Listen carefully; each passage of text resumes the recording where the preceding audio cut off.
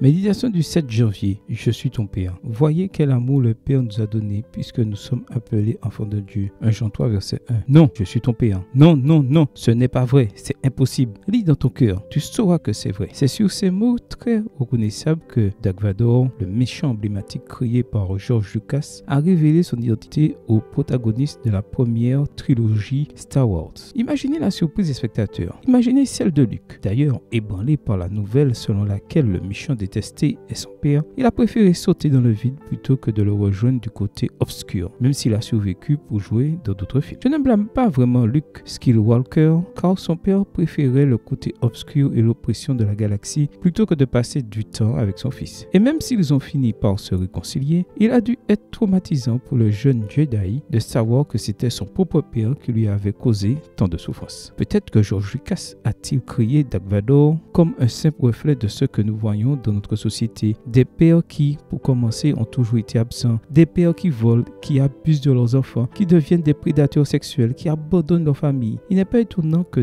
tant de gens aient du mal à croire que Dieu soit notre Père aimant. D'ailleurs, Sigmund Freud a exprimé que Dieu n'était rien de plus qu'une illusion basée sur notre besoin enfantin d'une figure paternelle forte. Je n'ai pour ma part jamais eu de mal à accepter l'idée selon laquelle Dieu est un Père aimant, car même si mon père a ses défauts, j'ai toujours ressenti son amour et son attention. Mais si ton cas est différent du mien, je peux aussi le comprendre. La vie est parfois dure et injuste et nos expériences personnelles peuvent déformer notre conception de Dieu. Alors que nous ouvrons la Bible aujourd'hui, la bonne nouvelle est que nous n'avons besoin ni d'utiliser notre imagination ni de nous fier à nos expériences personnelles pour découvrir à quoi ressemble notre Père céleste. Et le meilleur est que nous ne serons pas non plus déçus comme Luc. La Bible nous dit que Dieu est miséricordieux et patient, voir Exode 34, verset 6. Qu'il pourvoit à nos besoins, voir Philippiens 4, verset 19. Que tout ce qui est bon vient de lui, voir Jacques 1, verset 17. Et qu'il nous garantit sa protection, voir Psaume 91. Aujourd'hui, tu as une merveilleuse opportunité de découvrir que Dieu est ton Père et qu'il t'aime. Amen. Bonne journée à toi et que le Seigneur te bénisse.